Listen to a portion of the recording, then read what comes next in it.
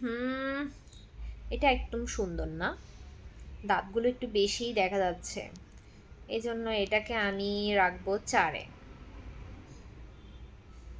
এটা সুন্দর আছে লিপসটা, এই জন্য এটা আমি রাখছি 3-এ।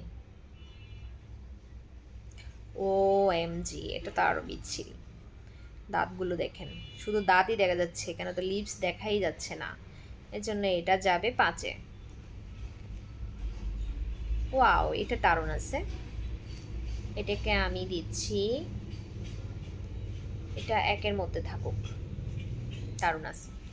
ও এম জি, এখানে তো দাঁত পড়ে গিয়েছে, দাঁত পড়ে গিয়েছে, এটা একদম ভালো না, এটা 7-এ যাক। ওহো, এটা 6-এ।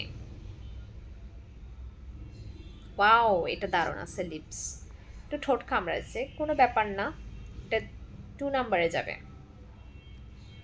কেমন হলো আমার র্যাঙ্কিং?